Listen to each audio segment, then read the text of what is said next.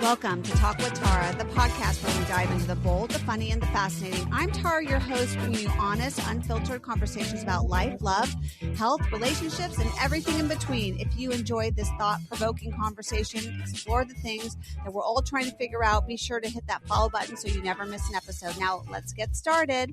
Welcome, ladies. I have Angela Fercho on with me today. I'm very excited. She is a master coach on confidence and self-trust, and she works with women navigating life after sudden divorce or leaving addiction-impacted relationships. And addiction can mean many things. She uses a blend of somatic exercises and foundations of women-centered coaching techniques. After leaving a chaotic marriage herself, Angela discovered that leaving someone doesn't automatically restore your confidence and that self-trust must be rebuilt intentionally.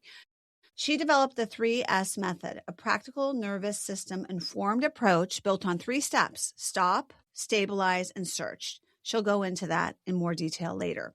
Today, she helps women shift out of survival mode into a grounded and embodied confidence. And that is so important. I'm so excited to talk to you, Angela. And I want to know what led you to this work. Like a lot of women, I got into this work the hard way. Like you mentioned earlier, hard-won experience. After leaving my own chaotic marriage, I expected freedom to automatically bring relief. Instead, I noticed I was shaky. I second-guessed everything, and I wondered why I didn't feel stronger after I finally got out. So that experience taught me that leaving doesn't magically reset the nervous system. Confidence and self-trust have to be rebuilt intentionally and slowly. And when I realized there weren't many resources for women like me, those starting over later in life, carrying both wisdom and wounds, then I decided to become the coach I wish I had. And that's how the 3S method was developed. So can you tell us a little bit about your situation? Like, how long were you married? How long did it actually take you to really make the decision to leave your marriage? And this is a loaded question, meaning there are a lot of parts to it. And once you did leave, what were the hardest things to figure out when you were alone? And you had children, I'm assuming? Oh, yes. And my situation was a little different. I stayed in my addiction impacted marriage for 13 years. 13 That's years. not unusual. Yeah. Well, and you feel the guilt and you feel like you really need to save that person. And if you love them, you're going to do everything you can to make them well. It took me 13 years to finally realize that he didn't want to be well. And it all relied on him. No amount of love or devotion or trying would ever change the way he felt about those drugs. So I was like, oh, so it's like, okay, you just have to leave. And yes, I did. We had 3 children together. I have 2 girls and we had a boy from his previous relationship. And it was hard. I sheltered my children for many years. They didn't even know that my ex-husband had a drug problem. Their VCRs or their TVs would show up missing. And, Mommy, what happened to them? I'm like, oh, I'm sorry, honey, I'll replace it. That kind of thing. And it wasn't until they were in their teen years, right before I left, that they even realized that there was an actual problem, and I left. So my only regret is that I would have left earlier. But I think that's most of people. Sorry, not to interrupt you, but I think that's most people feel that. They say, my only regret is that I didn't leave earlier. Yes. So that's interesting that you say that. Yeah. It is. But as women, we feel like it's on us to fix it. It's on us to make sure that everything is okay and to make sure. Anyway, it's up to us to fix it, basically, is what I want to walk away with this. But when I did finally leave, I thought, yes, freedom. I don't have to worry about, his madness anymore. I can just focus on me and my kids. But it didn't work out that way. It's like. What happened? Well, after you left? Yeah, the quiet. It was so quiet, Tara. I was like waiting for the other foot to drop all the time. And it was something. I couldn't make decisions. That was something else. I just could not make decisions. One time I was at the grocery store in the shampoo aisle, 20 minutes, I kid you not, standing there trying to decide what kind of shampoo I should buy. It was just, and at that point, that was like the turning point for me. It's like, what is wrong with me? I have got to get it together. So that's whenever, What do you think it is, though? What do you think it is? I think the inability to make decisions is actually a common issue. mm-hmm. And I've never really researched why that is. But do you know why women, I guess they're fearful that, I guess it's in their unconscious. They feel like they've made the wrong decision maybe in their marriage or their Mm-hmm. relationship. And Mm-hmm. so every decision they make is so calculated because they just don't want to make the wrong decision and feel a feeling of regret. That's kind of how I would probably think the paralysis of decision making starts. What do you think it is? What was your experience? No, that's exactly right. And when you're in the midst of that chaotic relationship, you have to make those split decisions. They just have to be fast. When you're out of that relationship, it's like, okay, now I have time to second guess this decision. Before I didn't, it was just spontaneous. Right. And now it's like your nervous system is like, oh, wait, something's wrong, you've got to stop. So it's all about centering your nervous system to be able to make those decisions and gain that clarity again. Yeah, it's almost like a luxury to be able to make a decision, I guess. Becomes almost a luxury. Like I can actually take my time. I don't have to rush this decision. You That's could look at it that way if you want to look at it in a positive spin. That's exactly right. And it's like, what do I want right now? Not what has to be taken care of. So, Mhm. and that goes for empty nesters too, not just Yeah. those with Yeah. divorce. That's true. A lot of women are going through empty nest in midlife and the quiet. So, talk to me more about women who feel that quiet. I think that is what scares them the most, and that's why they stay. They want the noise because noise means someone's there. You're not alone, That is so, and quiet means you're alone with mm-hmm. your own thoughts, your own fears, your own everything. It's just quiet, and you can hear everything in your brain, and everything comes to the surface. So how do you coach women when it comes to that quiet time? All right. So the fear of being alone is incredibly real. You're very valid in that point, especially after years of instability. Your nervous system starts to associate familiarity with safety, even if the Mhm. situation is unhealthy. All right. But many women who stay to avoid being alone are already alone emotionally, and Mhm. they need to realize that stability is not the same as safety. And some stay, Right.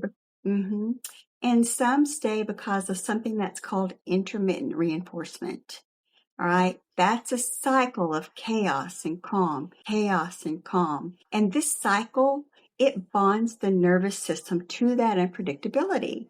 And although they Mm. don't realize it, most women aren't actually afraid of being alone. They're afraid that they won't know how to take care of themselves alone. I know that sounds Mhm. crazy, but that's a large part of it. And when I Mm. say this, I mean it's deep down in their nervous system. It's not a logical fear. It's just deep down that they just really can't put a voice to. And especially after Mm. years in a chaotic or unpredictable relationship, it becomes the structure that they organize their life around. Even if it's unhealthy, it still provides a familiar routine. They're managing someone else's moods, someone else's needs to respond to, someone else's expectations to navigate. So when that disappears, the question becomes, who am I without that dynamic? And what do I even do with myself? Which is where a lot of this fear of being alone comes from. And so Mm. the fear is not about physically being alone. It's about not trusting their own ability to make those decisions or to handle the finances or to regulate their emotions without a partner being involved, and issues like that. Sorry, I started rambling on you. No, no, that's good. What did you do like when you were alone, when you were first alone? Okay, so your partner's gone. Let's say your kids are more grown now and it's like Mhm. Friday and Saturday night. Like what were your weekends like? At first, it was very hard. It was lonely. I hadn't learned to be by myself yet. I hadn't learned to love Mhm. myself yet. So I was always trying to find things to fill the time. I was reading lots of books. Self-care is very important too, and finding friends, a group of friends to go out with and do things with.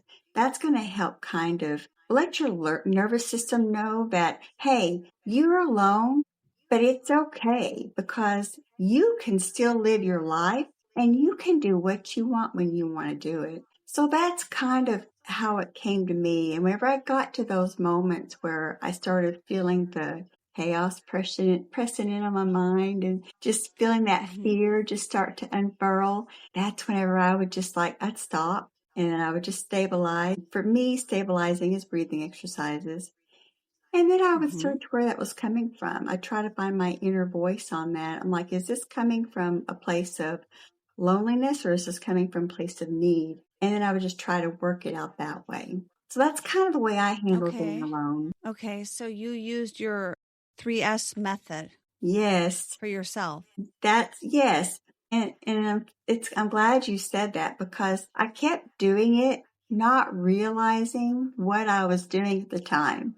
And then whenever I got into helping women, I was like, oh, wait a minute. I do these same 3 things all the time. So Oh, okay. Yeah. that's when I developed the So let's framework talk for it. about that. Let's talk about the breathing. What is your recommendation for the breathing? Yes. So I do somatic, where you want your mind, body, and spirit to all be aligned. I know some people feel that might be a little woo is the word for it, but I found that whenever everything is in alignment, it's just so much easier to pull yourself into the present moment. And in order to pull yourself into the present moment, I do, it's called the breathing square, where you inhale for 4 seconds and you exhale twice as long as you inhale, where it's comfortable. You don't want to stress yourself out trying to exhale for a long amount of time. But like Right. in 2, 3, 4, and then out 2, 3, 4, 5, 6, 7, and do it. Repeat, 4 times just to make sure that Okay. you're calm. Okay. And then, so let's see, you stop and then the stabilize is the breathing. Yes, yes. So Okay. yes. What's the search part? What do you do for the search part? So for the search part, it's whenever I'm looking for my inner authority. Say you're having a hard time making a decision. So you just, you're thinking to yourself when you're searching your mind, you're like, okay, I'm calm now. I know the answer to this. And I know that I know what's going to be right for me. So it is okay for me to make that choice. And once you're able to calm that nervous system, the clarity follows clarity follows Mm. action. So you're in that direction. You can make the choice. And then you're like, okay, I did this. And it felt good. It was right. So that's where my That's search really comes in. good. I'm going to try that because I'm a very indecisive person. Or I'll make a decision about something. I'll make a plan or a decision, and then I'll change my mind. And I'll say, oh, I don't really want to do that. And I think it's good to just stop, breathe through it, and then kind of ask your higher self, am I still comfortable with this decision? If I'm not, am I self abandoning myself? Am I not doing what I want? And you know what? If you're self abandoning yourself, and you're making a decision based on pleasing other people, I think you have the right to change your mind. What Uh, do you think? Absolutely. If you Yeah, if you're not honest with yourself, how can you grow that self-trust or that confidence? Because you're right. basically lying to yourself. So no, I Yeah. agree completely. Yeah. What about um the idea you were talking about the chaotic going back and then fighting and then making up and then fighting and this whole song and dance. There is usually a sexual component or a makeup component to this where you'll fight, the couple will fight, they won't get along, and then they'll make up, and it's just so romantic and so good, and then again it'll happen again. And then you find that romantic feeling may be the trauma bond, like that fulfillment that this person's your person, and like you have this song and dance and only you two have this song and dance. So what do you tell your clients that do this back and forth? Yes, no, that is exactly what it is. That is the perfect definition of trauma bonding because it Hmm. is that mix of they hurt you, then they comfort you, and then they hurt you again, and then they apologize. And then it's all about the making up and you just develop, your brain starts thinking that the relief from that apology or that comfort is connection, all right, or love. Yeah. Yeah. So It's the emotional version, basically, of chasing a jackpot. It's a jackpot machine. You're pulling the Mm, lever, gambling to see whether or not you're going to get the good person that day, which is why you can stay in that relationship. So it isn't a weakness. It's a very predictable nervous system response to inconsistency. So once they're made aware that is what is going on. Usually, and I hate to say this, you can use my best method to stop that and just realize it's yeah. hard because you think you've got a connection with that person. But yes, it is absolutely a trauma bond. Yeah. And it feels like I think a lot of people kind of misread. I think that soul connection is a trauma bond. Mm-hmm. So what is a trauma bond? Like how do we unconsciously know someone was like our dad or our mom or something in our childhood that wasn't good for us, right? That we're trying to heal. Like, how is that done on such an unconscious level? I mean, I'm sure you've studied this. What are some tips on women who are dating again, they were with some guy who was not good for them Mm-hmm. and had addiction one way or another, or abuse, whatever your poison is. And then they end up getting out of that relationship and then they meet the exact same guy, but in a different skin suit. Yep. That is so true. So it's really hard so a lot of people, when they have those type of patterns, sometimes it's kind of hard if you don't, let me start over. Sure. All right. So, and I'll say this, kind of preface it. A lot of stuff like that requires therapy. When there is a hugely traumatic background or there's abuse or sexual abuse or anything like that. And that sort of thing is not something that I am qualified to handle. I'm just being completely transparent. Yeah. What Yeah. All right. So what I handle is the people who have moved through the therapy and they recognize that there is an issue with it. Then I help them recognize by asking questions, guiding them through their relationship, having them search for triggers and just becoming emotionally or just the acuity to recognize the patterns in their partner that are toxic. And when you've been through Mm-hmm. those types of relationships long enough, you do have to trust yourself to start noticing those red flags. Because there are people out there, Tara, who they just have this instinct on how to find women like that who they can Yes. go in and take advantage of and manipulate. And then before the woman knows it, she's trapped. She's in that Yeah. traumatic relationship. So I'm sorry, I I kind of think got it's this. just they can sniff each other out. Yes, that It's is so instinctual true. almost. It is. And, like the red flag when the man gets angry about something and then, oh, I'm so sorry. I'm so sorry. And then it's a Yeah. repetition pattern. Then Yeah. automatically your nervous system starts to think, okay, this is normal and it's okay. Even though your mind might be saying, stop, run away. Right. Just that response it's a patterned response. Yeah. So can you give us a few red flags? Absolutely. So ghosting you for 4 days after a date, not acceptable. Good. Love that. Love that, Yes. Angela.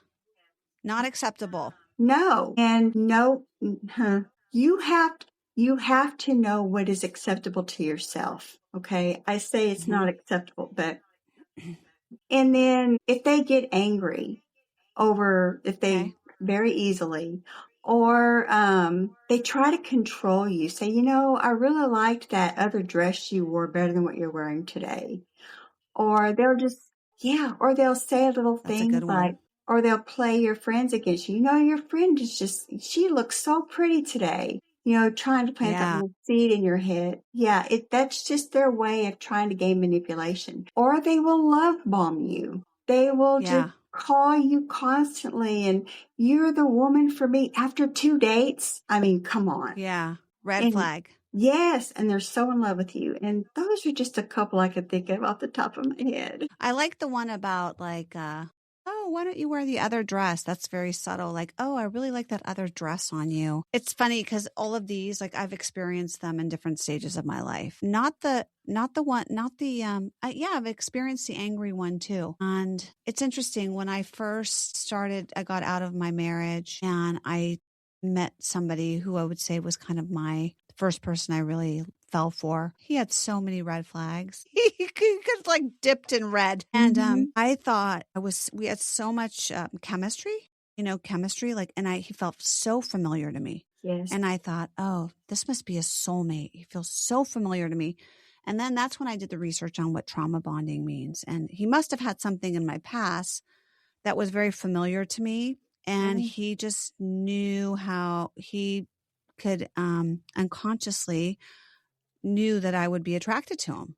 And so I made a vow that I would really, really look at the red flags. And one thing I recommend to women is do not get physical because I think sexually physical, I mean, you want a kissy face and stuff. I think that's okay. But because you release this hormone called oxytocin and then you bond with the guy and then all the red flags are green flags and you can't help it. So Yeah. That is, yeah, yeah, so I think that's important, right? that is so true, Tara. It's so true. Because you're absolutely right that oxytocin produces a bond. So Yeah. when you have those intimate relationships before you're ready and before you know you're willing to overlook everything because you think it's just so magical. But yes, Yeah, you think it's definitely magical. keep your head involved. Absolutely. That's great advice. Angela, give us some green flags you've worked with on your clients, like things that you tell them to actually look for self-love, because you teach self-love and confidence. So what does that mean? So, so by self-love, I mean, be willing to honor yourself. Listen to what your body and your mind are telling you. If you're feeling that, if there is something instinctively that you're feeling isn't right, go with it because your body and your mind know. If they're picking up these mental triggers that are happening too quickly for your mind to process. So your body and your mind will know that there are red flags or there's green flags. Take your time. Go Oh yeah. slowly. Go on. Don't, spend a whole day with someone right away. Because if it turns out that they're a jerk and you're stuck with them for the next 8 hours, it's horrible. So start out slowly. Start out with coffee and then dinner. And then when you do spend a lot of time together with them, not getting physical, but it's going to be harder for them harder for them to hide those tendencies when they're with you for an extended period of time. So that's Mm-hmm. something like trusting yourself. Just listen to your inner self whenever it's saying, okay, this guy is good or okay, this guy is bad. But let someone open the door for you. Let someone pay for your dinner. Let them court you. You don't have to be the Mm-hmm. independent woman and pay for everything just to maintain that independence. You can still be a strong, independent woman. All right. And make sure that they ask you questions. They want to learn about you. They're not always just Yeah. talking about themselves. That's Yep. very, very important. And they respect your space. If Mm-hmm. you're having a rough day, they can let you have that rough day without thinking that they have to fix it or that it's because of them. They need to have that emotional Yeah. maturity to be able to handle a relationship. So those are some green flags that I would absolutely point towards. Yeah, and I think your kids are a good barometer. I think kids, like when they know the guy's not no bueno, they have a really good instinct. Oh, talk about instinct, because one of our questions that we were going to talk to about is how do you tap into your intuition? How do you know your intuition is your intuition and not just fear? Okay. Or how you're not just reacting to trauma. Right. Yeah. Yes. So, let's see. So intuition is really quiet and trauma is very loud and in your face. So Okay. intuition will feel like calm knowing that this isn't right for me. And with trauma, you're going to feel urgency and pressure and dread, right? Okay. So one simple test you can do to determine whether it's intuition or trauma is to let your breathing slow down, stop, and stabilize, And then if the Hmm. feeling gets clearer, then that's intuition. Okay. All right. But if the feeling gets foggier or it feels more chaotic, that's from you trying to make a decision or you're feeling something from a trauma response. Does that make sense? Yeah, that's a good tip. That's a very good tip. I like that. So, how do you, okay, somebody comes to you, what is the usual protocol? So, is it usually you meet people through referral or something like that and they come to you? How do you coach them? So I had mentioned about I've got the foundations of woman-centered coaching, and first of all, I really try to develop. We call it a container, and I want the women that I'm coaching to know that they're in a very safe container, and that Hmm. everything that they can talk to me about anything. There's not going to be any judgment, nothing. And then I try to connect them with their higher resourced self, like Hmm. difficult for some people. Some women can't really visualize an image of themselves in the future talking back to them, that kind of thing. Hmm. But if you can just connect to the resource self that a higher power, like me, I'm a Hmm. Christian, so my resource Yeah, self is connecting to it's God, God. Yeah. Hmm. but not everybody feels that way. There is a version of yourself when you're in the calm and you're a state of flow where you do feel resourced and powerful. So connecting to that is really essential for being able to guide them through what's going on in their lives right now so that they can actually find their own way forward because all the answers are already within us. We just have to find them. We've lost our way and Okay. have to find them. Yeah, that's a really good point. Okay, I like that. And then what is, as we start to wrap up, what is your definition or how you teach women about self-love? Oh, self-love, yes. So, as I mentioned, taking yourself seriously, not too seriously, but Hmm. just listening to yourself and then doing something you enjoy, going out, finding something that just fills you, like Hmm. painting or Hmm. taking a walk, or just, be sure to take time out of your busy day to do something that you enjoy. It's going to bring you peace. It's going to center you and it's going to get you prepared for anything that comes your way. Just being able to take that little bit of time for yourself. So that's the biggest Yeah. tip I can recommend for self-love. Yeah, yeah, that's important. How do you do that when you have all the demands of your kids and like you fall into bed at the end of the night? You're exhausted. No, I've been there, yes. But here's the honest truth, Tara. We prioritize what's important to us. So Yeah. you have to make that self-love important to you. If it means getting up an extra 30 minutes before the kids get up so you can go out of the house and walk around the block a couple of times to enjoy the fresh morning air, that's what you do. And Yeah.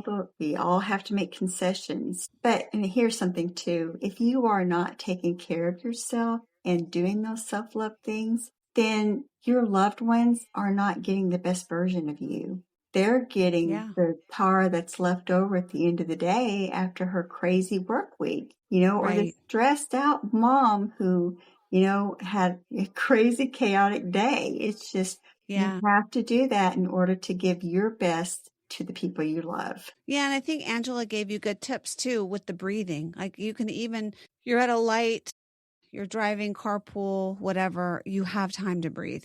You can Oh, breathe. yeah. You can breathe in as you're driving. You can breathe out as you're driving. You can really tune in to what you're thinking. If you have to make decisions, you can do it in the car, like really thoughtfully. There's a lot of things that we can do when we're running around doing other things, even if you're at a line. I was at a long line the other day and I wasted it. I should have been like breathing. I should have been like mindful. Instead, I was like, oh, when's the line's going to be? It's such a long line. Had this whole dialogue with myself where I should have done the three S's, right? It would have been a perfect time to do the three S's or when you're in traffic. Absolutely. Get you prepared for when you do get home. You can be calm and centered. So, Where can people find you if they're interested in your free confidence reset masterclass? Tell our listeners what that is and how they can participate in that. Absolutely. And I will give you a link for that. And Okay. it is actually where I will walk them through the 3S method in a simple, practical way. And as we've mentioned, it is designed to help women feel steadier, calmer, and more confident right away. They can also connect with me through my website and social channels. I love hearing women's stories, and I love walking with them as they rebuild their lives. I love that. Well, thank you, Angela. Thanks for being on my show. I really love chatting with you. This was a lot of fun. Likewise, Tara, thank you so much. Thank you. Thanks for listening to Talk with Tara. If you enjoyed today's show, please share it with a friend. Hope to talk to you soon. See you next time.